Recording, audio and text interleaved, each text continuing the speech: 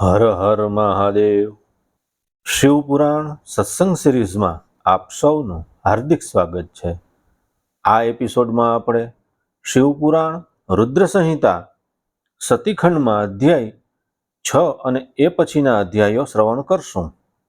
આ પહેલાના એપિસોડ આપે ન જોયા હોય કે ન સાંભળ્યા હોય તો એ પ્રથમ શ્રવણ કરી લેશો, અને જો વિડીયો પસંદ આવે તો વિડીયોને લાઈક કરી અને શેર કરશો. શિવપુરાણ રુદ્ર સંહિતા સતીખંડ અધ્યાય 6. સંધ્યાની તપસ્યા. તેના દ્વારા ભગવાન શિવની સ્તુતિ તથા એનાથી સંતુષ્ટ થયેલા શિવનું એને અભિષ્ટ વરદાન આપવું અને મેધાતિથિના યજ્ઞમાં મોકલવી.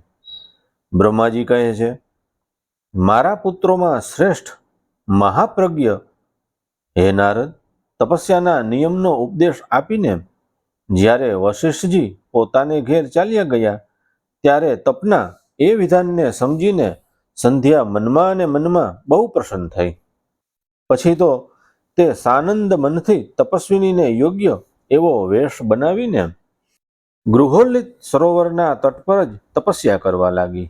વશિષ્ઠજીએ તપસ્યા માટે જે મંત્રનું સાધન બતાવ્યું હતું એનાથી ઉત્તમ ભક્તિભાવ સાથે તે ભગવાન શંકરની આરાધના કરવા લાગી.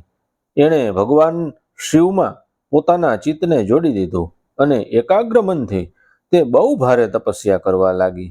એ તપસ્યામાં એના 4 યુગ વ્યતીત થઈ ગયા.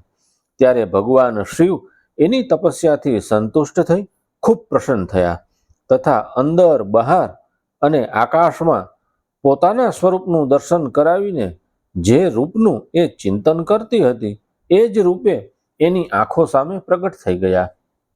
એણે મનથી જેનું ચિંતન કર્યું હતું એ જ પ્રભુ શંકરને પોતાની સામે ઊભેલા જોઈને એ અત્યંત આનંદમાં નિમગ્ન થઈ ગઈ. ભગવાનનું મુખારવિંદ ખૂબ જ પ્રસન્ન દેખાતું હતું. એમના સ્વરૂપથી જાણે શાંતિની વર્ષા થઈ રહી હતી. તે અચાનક જ ભયભીત થઈ અને વિચારવા લાગી કે હું ભગવાન હરને શું કહું, કેવી રીતે એની સ્તુતિ કરું. એ ચિંતામાં પડીને એણે એના બંને નેત્રો બંધ કરી દીધા. નેત્ર બંધ કરી લેવાથી ભગવાન શિવે એના હૃદયમાં પ્રવેશ કરીને એને દિવ્ય જ્ઞાન આપ્યું, દિવ્ય વાણી આપી અને દિવ્ય દ્રષ્ટિ પ્રદાન કરી. જ્યારે એ દિવ્ય જ્ઞાન, દિવ્ય દ્રષ્ટિ અને દિવ્ય વાણી એને પ્રાપ્ત થઈ ત્યારે એણે અત્યંત કઠણતાથી જ્ઞાત થવાવાળા જગદીશ્વર શિવને પ્રત્યક્ષ જોઈ અને એમની સ્તુતિ કરવા માંડી. સંધ્યા બોલી, જે નિરાકાર અને પરમ જ્ઞાનમજ્ઞ છે તેનો જ સ્થૂળ છે, ન તો સૂક્ષ્મ છે અને ઉચ્ચ પણ નથી, તથા જેના સ્વરૂપમાં યોગીજનો હૃદયની અંદર ચિંતન કરે છે એ લોકાસૃષ્ટ તમને ભગવાન શિવને નમસ્કાર છે. જેમને સર્વ કહે છે, જે શાંત સ્વરૂપ, નિર્મળ, નિર્વિકાર અને કાલગમ્ય છે, જ્ઞાનગમ્ય છે, જે પોતાના જ પ્રકાશમાં સ્થિત છે અને પ્રકાશિત થાય છે, જેમનામાં વિકારનો અત્યંત અભાવ છે, જે આકાશ માર્ગની જેમ નિર્ગુણ નિરાકાર બનાવાયા છે તથા જેમનું રૂપ અજ્ઞાન અંધકાર માર્ગથી સર્વથા પર છે, એ નિત્ય પ્રસન્ન આપ ભગવાન શિવને હું પ્રણામ કરું છું. જેમનું રૂપ એક અદ્વિતીય, શુદ્ધ, માયાના પ્રકાશ વિનાનું છતાં પ્રકાશમય, સચ્ચિદાનંદમય, સહજ, નિર્વિકાર, નિત્યાનંદમય, સત્ય, ઐશ્વર્યથી યુક્ત, પ્રસન્ન તથા લક્ષ્મીને આપનાર એવા ભગવાન શિવને નમસ્કાર છે. જેમના સ્વરૂપની જ્ઞાન રૂપે જ ઉદ્ભવના કરી શકાય છે, જે આ જગતથી સર્વદા ભિન્ન છે અને સત્વપ્રધાન, ધ્યાનને યોગ્ય, આત્મ સ્વરૂપ, સારભૂત, સૌને પાર પહોંચાડી દેનારા તથા વસ્તુઓમાં પણ પરમ પવિત્ર છે એવા આપ મહેશ્વરને મારા નમસ્કાર છે. આપનું જે સ્વરૂપ શુદ્ધ, મનોહર, રત્નમય, આભૂષણોથી વિભૂષિત તથા સ્વચ્છ કપૂરની જેમ ગૌરવર્ણ છે, જેણે પોતાના હાથમાં વર, અભય, શૂલ અને મુંડ ધારણ કરેલા છે, એ દિવ્ય, ચિન્મય, સગુણ સાકાર વિગ્રહથી સુશોભિત આપ યોગયુક્ત ભગવાન શિવને નમસ્કાર છે. આકાશ, પૃથ્વી, દિશાઓ, જળ, તેજ અને કાળ આ જેના રૂપ છે એવા આપ પરમેશ્વરને નમસ્કાર છે. પ્રધાન પ્રકૃતિ અને પુરુષ જેમના શરીરથી પ્રગટ થયા છે, અર્થાત એ બંને જણા શરીર છે, એટલા જ માટે જેમનું સામર્થ્ય રૂપ અવ્યક્ત છે, બુદ્ધિ વગેરેથી પર છે, એવા ભગવાન શંકરને વારંવાર નમસ્કાર છે. જે બ્રહ્મા થઈને જગતની સૃષ્ટિ કરે છે, જે વિષ્ણુ થઈને સંસારનું પાલન કરે છે, તથા જે રુદ્ર થઈને અંતમાં આ સૃષ્ટિનો સંહાર કરશે, એવા જ આપ ભગવાન સદાશિવને વારંવાર નમસ્કાર છે. જે કારણોના પણ કારણ છે, દિવ્ય અમૃતરૂપ જ્ઞાન તથા અણિમા વગેરે ઐશ્વર્ય પ્રદાન કરનારા છે, સમસ્ત લોકાંતરોનો વૈભવ આપવાવાળા છે, સ્વયં પ્રકાશ સ્વરૂપ છે તથા પ્રકૃતિથી પણ પર છે, એવા પરમેશ્વર શિવને નમસ્કાર છે, નમસ્કાર છે. આ જગત એમનાથી ભિન્ન ન કહી શકાય, જેમના ચરણોમાંથી પૃથ્વી તથા અન્યોન્ય અંગોથી સંપૂર્ણ દિશાઓ, સૂર્ય, ચંદ્રમા, કામદેવ અને અન્ય દેવતાઓ પ્રગટ થયા છે, અને જેમની નાભિથી અંતરિક્ષનો આવિર્ભાવ થાય છે, એવા આપ ભગવાન શંભુને મારા નમસ્કાર હો. હે પ્રભુ, આપ જ સૌથી ઉત્કૃષ્ટ પરમાત્મા છો. તમે જ વિવિધ પ્રકારની વિદ્યાઓ છો. તમે જ હર છો, સંહાર કરતા છો. તમે જ સદબ્રહ્મ તથા પરબ્રહ્મ છો. તમે સદા વિચારમાં તત્પર રહો છો, તે જેને આદિ નથી, મધ્ય નથી અને અંત નથી, જેનાથી આખું જગત ઉત્પન્ન થયું છે, તથા જે મન અને વાણીનો વિષય નથી, એવા મહાદેવજીની હું સ્તુતિ કેવી રીતે કરીશ? બ્રહ્મા આદિ દેવતા તથા તપસ્યાના સ્વામી એવા મુનિ પણ જેના રૂપોનું વર્ણન કરી શકતા નથી, એવા પરમેશ્વરનું વર્ણન અથવા સ્તવન હું કેવી રીતે કરી શકું? હે પ્રભુ, તમે નિર્ગુણ છો. હું મૂઢ સ્ત્રી આપના ગુણોને કેવી રીતે જાણી શકું? આપનું રૂપ તો એવું છે જેને ઇન્દ્ર સહિત સંપૂર્ણ દેવતા અને અસુર પણ નથી જાણતા. હે મહેશ્વર, આપને નમસ્કાર હો. હે તપોમય, આપને નમસ્કાર છે. હે દેવેશ્વર, હે શંભો, મારા પર પ્રસન્ન થાઓ. આપને વારંવાર નમસ્કાર છે. બ્રહ્માજી કહે છે, હે નારદ, સંધ્યાનું આ સ્તુતિપૂર્ણ વચન સાંભળીને એના દ્વારા સારી રીતે પ્રશંસિત થયેલા ભક્તવત્સલ પરમેશ્વર બહુ પ્રસન્ન થયા. એમનું શરીર વલ્કલ અને મૃગચર્મથી ઢંકાયેલું હતું. મસ્તક ઉપર પવિત્ર જટાજૂટ શોભી રહ્યો હતો. એ સમયે પાલો પડવાથી, એટલે કે ઓસ ઝાકળના બિંદુઓ કમળની જેમ વિલાયેલા મુખને જોઈને ભગવાન હરે દયાથી દ્રવિત થઈને એને આ પ્રમાણે કહ્યું. મહેશ્વરે કહ્યું, હે ભદ્રે, હું તમારી આ ઉત્તમ તપસ્યાથી બહુ જ પ્રસન્ન છું. હે બુદ્ધિશાળી દેવી, તમારા આ સ્તવનથી પણ મને બહુ જ સંતોષ થયો છે. તેથી આ વખતે તમારી ઈચ્છા અનુસાર કોઈ વરદાન માગી લ્યો. જે વરદાનની તમે પ્રયોજન હોય તથા જે તમારા મનમાં હોય એને હું અહીં અવશ્ય પૂર્ણ કરીશ. તમારું કલ્યાણ હો. હું તમારા વ્રત નિયમથી બહુ પ્રસન્ન થયો છું. પ્રસન્નચિત મહેશ્વરનું આ વચન સાંભળીને અત્યંત હર્ષથી સભર થયેલી સંધ્યા એમણે વારંવાર પ્રણામ કરી અને બોલી, હે મહેશ્વર, જો આપ મને પ્રસન્નતાપૂર્વક વરદાન દેવા ચાહતા હો, જો હું વરદાન પ્રાપ્ત કરવાને યોગ્ય હોઉં અને પાપથી શુદ્ધ થઈ ગયેલી હોઉં, અને હે દેવ, આ સમયે જો આપ મારી તપસ્યાથી પ્રસન્ન છો, તો મારું માગેલું વરદાન સફળ કરો.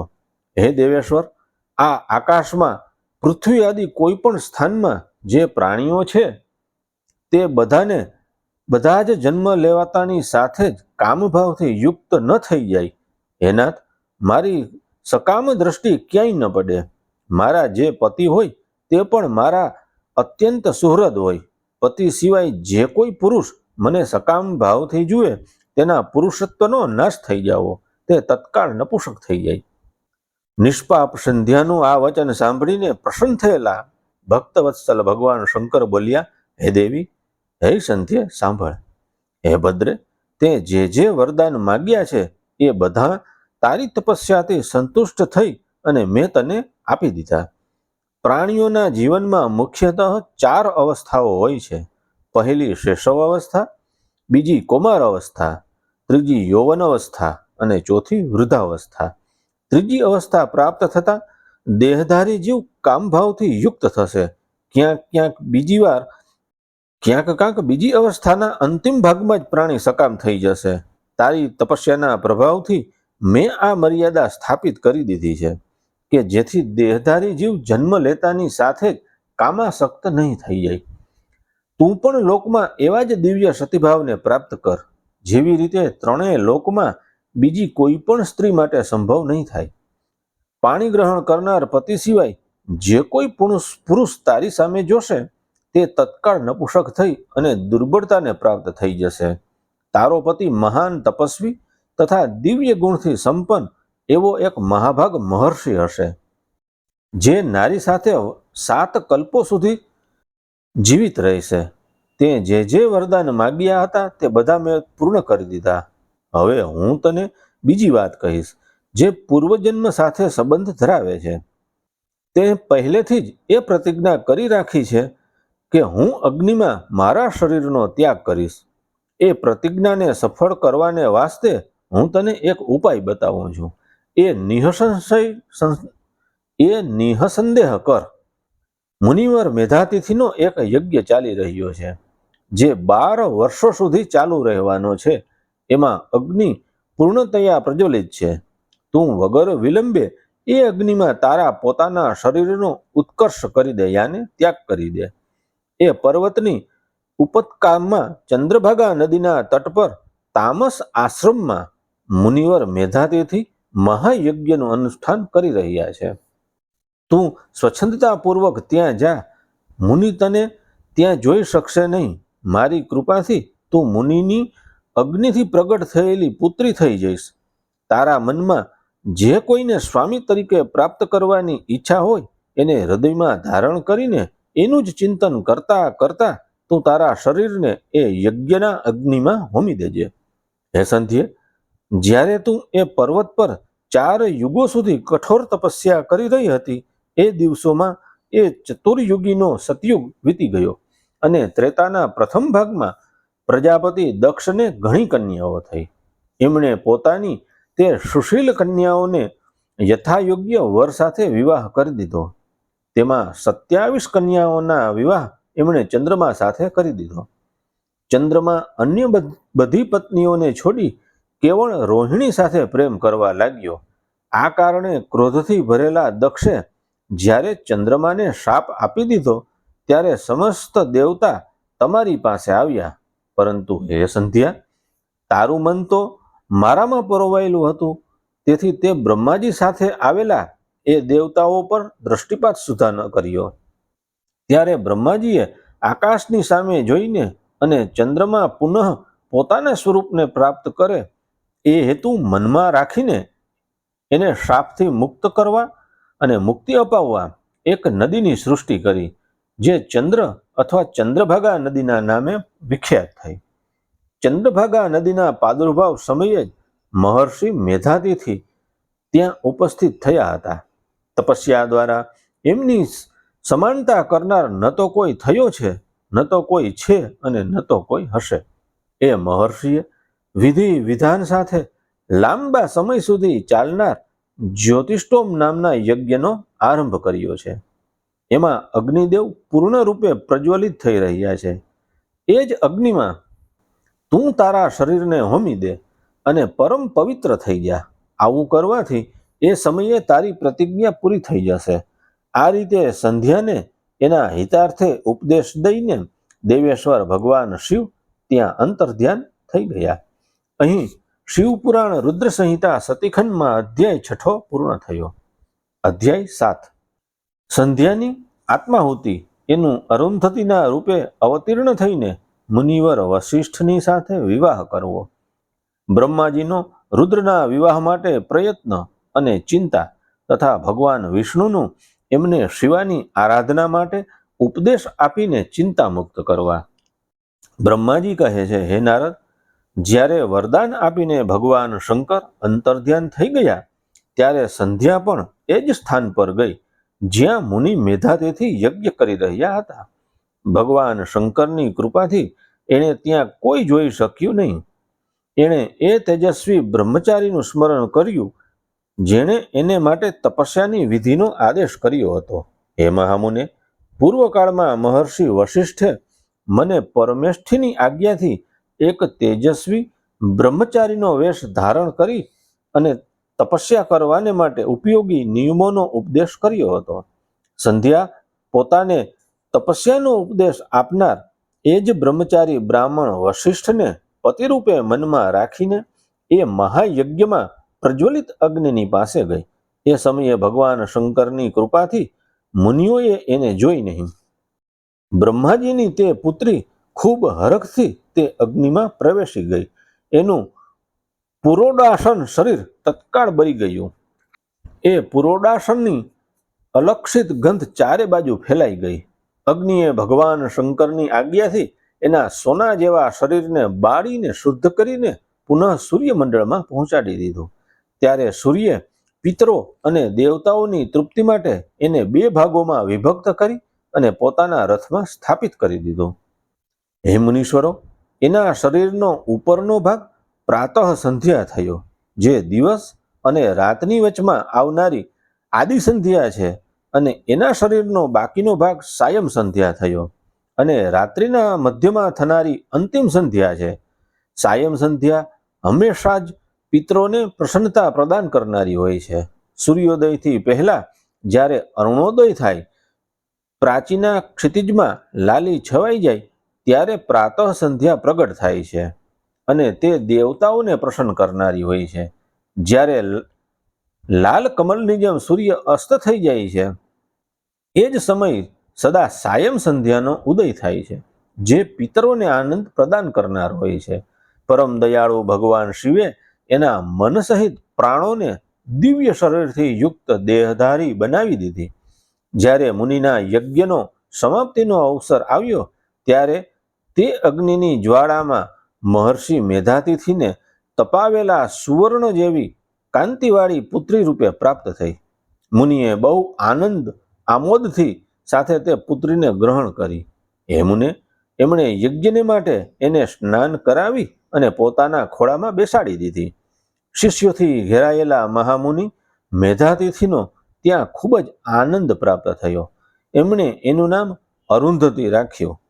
તે કોઈ પણ કારણસર ધર્મનો અવરોધ કરતી ન હતી, એટલે એ ગુણને કારણે એણે સ્વયં આ ત્રિભુવન વિખ્યાત નામ પ્રાપ્ત કરી લીધું.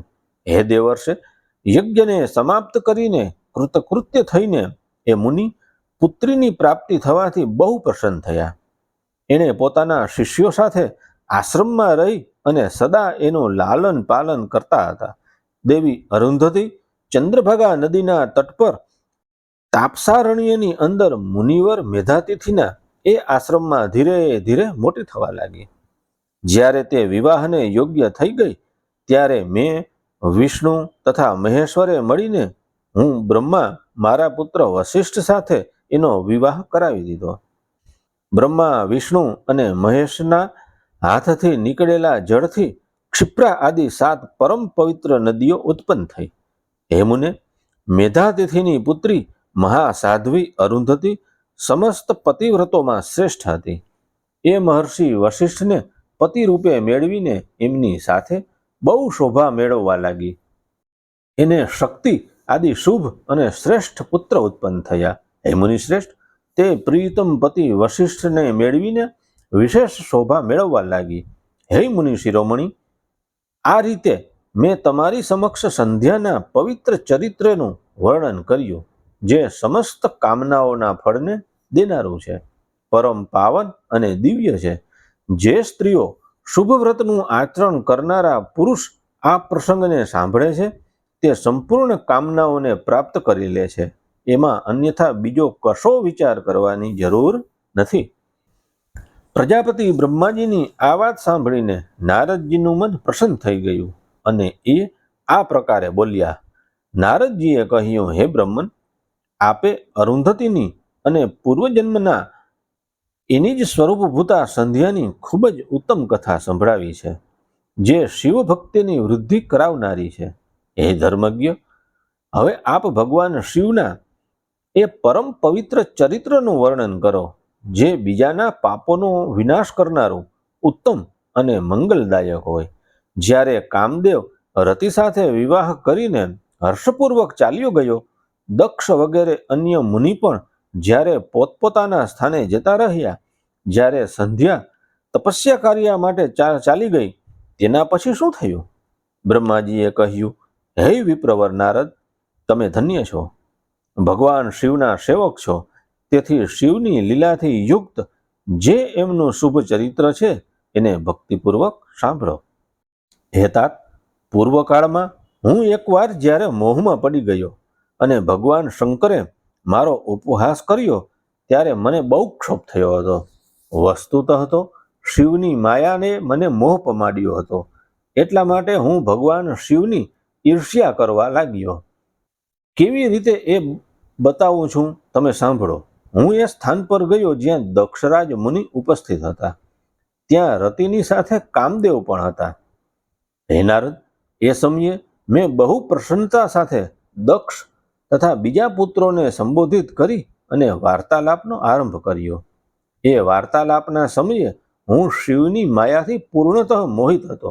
તેથી મેં કહ્યું, હે પુત્રો, તમારે એવો પ્રયત્ન કરવો જોઈએ જેથી મહાદેવજી કોઈ કમનીય કાંતિવાળી સ્ત્રીનું પાણી ગ્રહણ કરે. એ પછી મેં ભગવાન શિવને મોહિત કરવાનો ભાર રતિ સહિત કામદેવને સોંપ્યો. કામદેવે પણ મારી આજ્ઞા માનીને કહ્યું, હે પ્રભુ, સુંદર સ્ત્રી જ મારું શસ્ત્ર છે. તેથી શિવજીને મોહિત કરવાને માટે કોઈ નારીની સૃષ્ટિ કરો. આ સાંભળી હું ચિંતામાં પડી ગયો અને લાંબા લાંબા શ્વાસ લેવા લાગ્યો. મારા એ નિશ્ચયથી ઢગલે ઢગલા પુષ્પોથી વિભૂષિત વસંતનો પ્રાદુર્ભાવ થયો. વસંત અને મલયાલીલ એ બંને મદનને સહાયક થયા. એમની સાથે જઈને વામદેવને મોહ પમાડવાની વારંવાર ચેષ્ટા કરી, પરંતુ સફળતા ન મળી. જ્યારે તે નિરાશ થઈને પરત આવ્યો, ત્યારે એની વાત સાંભળી અને મને બહુ દુઃખ થયું. એ સમયે મારા મુખથી જે નિશ્વાસ વાયુ ચાલ્યો, એનાથી માર્ગણોની ઉત્પત્તિ થઈ. એમની મદનની સહાયતા આપવાનો આદેશ આપીને મેં પુનઃ એ સૌને શિવજી પાસે મોકલ્યા. પરંતુ મહાન પ્રયત્ન કરવા છતાં પણ તે ભગવાન શિવને મોહમાં ન નાખી શક્યા. કામ પરિવાર સહિત પાછો આવ્યો અને મને પ્રણામ કરી અને પોતાને સ્થાને ચાલ્યો ગયો. એના ગયા પછી હું મનમાં ને મનમાં વિચાર કરવા લાગ્યો કે નિર્વિકાર તથા મનને વશમાં રાખનાર યોગપરાયણ ભગવાન શંકર કોઈ સ્ત્રીને પોતાની સહધર્મિણી બનાવવાનું કેવી રીતે સ્વીકારશે? આ જ વિચારતા વિચારતા મેં ભક્તિભાવથી પુનઃ શ્રીહરિનું સ્મરણ કર્યું, જે સાક્ષાત શિવ સ્વરૂપ તથા મારા શરીરના જન્મદાતા છે. મેં દીન વચનોથી યુક્ત શુભ સ્તોત્રો દ્વારા એમની સ્તુતિ કરી. એ સ્તુતિને સાંભળીને ભગવાન શીઘ્ર જ મારી સામે પ્રગટ થઈ ગયા. એમની 4 ભુજાઓ શોભતી હતી. નેત્ર પ્રફુલ્લ કમળની જેમ શોભતા હતા. એમણે હાથમાં શંખ, ચક્ર, ગદા અને પદ્મ ધારણ કરેલા હતા. એમના શ્યામ શરીર પર પીતાંબર શોભી રહ્યો હતો. તે ભગવાન શ્રીહરિ ભક્ત પ્રિય છે. એમણે પોતાના ભક્તો બહુ વહાલા, ખૂબ જ પ્યારા લાગે છે. સર્વના ઉત્તમ શરણાંગત શ્રીહરિએ એ રૂપમાં જોઈને મારા નેત્રોમાંથી પ્રેમાશ્રુઓની ધારા વહેવા માંડી અને હું ગદગદ કંઠે વારંવાર એમની સ્તુતિ કરવા લાગ્યો. મારા એ સ્તોત્રને સાંભળીને પોતાના ભક્તોના દુઃખ દૂર કરનાર ભગવાન વિષ્ણુ બહુ પ્રસન્ન થયા અને શરણમાં આવેલા મને બ્રહ્માને કહેવા લાગ્યા, હે મહાપ્રાજ્ઞ વિધાતઃ, લોકસ્ત્રષ્ટ બ્રહ્મન, તમે ધન્ય છો. એ બતાવો કે તમે કેમ આજે મારું સ્મરણ કર્યું છે અને કયા નિમિત્તથી આ સ્તુતિ કરી રહ્યા છો. તમારા પર ક્યું મહાન દુઃખ આવી પડ્યું છે એ મને આ સમયે કહો. હું એ બધા દુઃખ મટાડી દઈશ. એ વિષયમાં કોઈ સંદેહ અથવા અન્યથા વિચાર ન કરવો જોઈએ. ત્યારે બ્રહ્માજીએ આખો પ્રસંગ સંભળાવી અને કહ્યું, હે કેશવ, જો ભગવાન શિવ કોઈ પણ રીતે પત્નીને ગ્રહણ કરે તો હું સુખી થઈશ. મારા અંતઃકરણના બધા દુઃખ દૂર થઈ જશે. એટલા જ માટે હું આપને શરણે આવ્યો છું. મારી આ વાત સાંભળીને ભગવાન મધુસૂદન હસી પડ્યા અને મને લોકદ્રષ્ટાને મારો હર્ષ વધારતા મને શીઘ્ર જ આમ કહ્યું કે હે વિધાતા, તમે મારા વચન સાંભળો. આ તમારા ભ્રમનું નિવારણ કરવાવાળા છે. મારું વચન જે વેદશાસ્ત્ર આદિનો વાસ્તવિક સિદ્ધાંત છે. શિવ જ સર્વના કર્તા, હર્તા, પાલક અને હર્તા સંહારક છે. એ જ પરમાત્મા છે. પરબ્રહ્મ, પરમેશ્વર, નિર્ગુણ, નિત્ય, અનિદ્રેશ્ય, નિર્વિકાર, અદ્વિતીય, અચ્યુત, અનંત, સર્વનો અંત કરનારા સ્વામી અને સર્વવ્યાપી પરમાત્મા અને પરમેશ્વર છે. સૃષ્ટિ, પાલન અને સંહારના કરતા ત્રણેય ગુણોનો આશ્રય, વ્યાપક, બ્રહ્મા, વિષ્ણુ અને મહેશ નામથી પ્રસિદ્ધ, રજોગુણ, સત્વગુણ તથા તમોગુણથી પાર, માયાથી જ ભેદયુક્ત પ્રતીત થનાર, નિરીહ, માયારહિત, માયાના સ્વામી અથવા પ્રેરક, ચતુર, સગુણ, સ્વતંત્ર, આત્માનંદ સ્વરૂપ, નિર્વિકલ્પ, આત્મારામ, નિર્દંત, ભક્ત પર વશ, સુંદર વિગ્રહથી સુશોભિત યોગી, નિત્ય યોગપરાયણ, યોગમાર્ગ દર્શક, ગર્વહારી, લોકેશ્વર અને સદા દીનવત્સલ છે. તમે એમને જ શરણે જાઓ. સર્વાત્મના શંભુનું ભજન કરો. અંતે સંતુષ્ટ થઈને તે તમારું કલ્યાણ કરશે. હે બ્રહ્મન, જો તમારા મનમાં એ વિચાર હોય કે શંકર પત્નીનું પાણી ગ્રહણ કરે તો શિવાને પ્રસન્ન કરવાના ઉદ્દેશ્યથી શિવનું સ્મરણ કરતા કરતા ઉત્તમ તપસ્યા કરો. પોતાના એ મનોરથને હૃદયમાં રાખીને દેવી શિવાનું ધ્યાન કરો. એ દેવેશ્વરી જો પ્રસન્ન થઈ જાય તો બધું કાર્ય સિદ્ધ થઈ જશે. જો શિવા સગુણ રૂપે અવતાર ગ્રહણ કરીને લોકમાં કોઈની પુત્રી થઈને માનવ શરીર ગ્રહણ કરે તો નિશ્ચય જ જાણજો કે તે મહાદેવની પત્ની થઈ શકે છે. હે બ્રહ્મન, તમે દક્ષને આજ્ઞા આપો. એ ભગવાન શિવને માટે પત્નીનું ઉત્પાદન કરવા માટે નિમિત્ત રૂપે સ્વતઃ ભક્તિભાવથી પ્રયત્નપૂર્વક તપસ્યા કરે. હેતાત, શિવા અને શિવ બંનેને ભક્તોને આધીન જાણવા જોઈએ. તે નિર્ગુણ પરબ્રહ્મ સ્વરૂપ હોવા છતાં પણ સ્વેચ્છાથી સગુણ થઈ જાય છે. હે વિધે, ભગવાન શિવની ઈચ્છાથી પ્રગટ થયેલા અમે બંનેએ એમને પ્રાર્થના કરી. ત્યારે પૂર્વકાળમાં ભગવાન શંકરે જે વાત કહી હતી તે યાદ કરો. હે બ્રહ્મન, પોતાની શક્તિથી સુંદર લીલા વિહાર કરનાર નિર્ગુણ શિવે સ્વેચ્છાએ સગુણ થઈને મને અને તમને પ્રગટ કર્યા. પછી તમને તો સૃષ્ટિ કાર્ય કરવાનો આદેશ આપ્યો અને ઉમા સહિત એ અવિનાશી સૃષ્ટિકર્તા પ્રભુએ મને એ સૃષ્ટિના પાલનનું કાર્ય સોંપ્યું. પછી વિવિધ લીલા વિશારદ એ દયાળુ સ્વામીએ હસી અને આકાશ તરફ જોઈ બહુ પ્રેમથી કહ્યું કે હે વિષ્ણુ, મારું ઉત્કૃષ્ટ રૂપ આ વિધાતાના અંગથી આ લોકમાં પ્રગટ થશે, જેનું નામ રુદ્ર હશે. રુદ્રનું રૂપ એવું જ હશે જેવું મારું છે. એ મારું પૂર્ણ રૂપ હશે. તમારે બંનેએ સદા એની પૂજા કરવી જોઈએ. એ તમારા બંનેની સંપૂર્ણ મનોકામનાઓની સિદ્ધિ કરનાર થશે. એ જગતનો પ્રલય કરનાર થશે.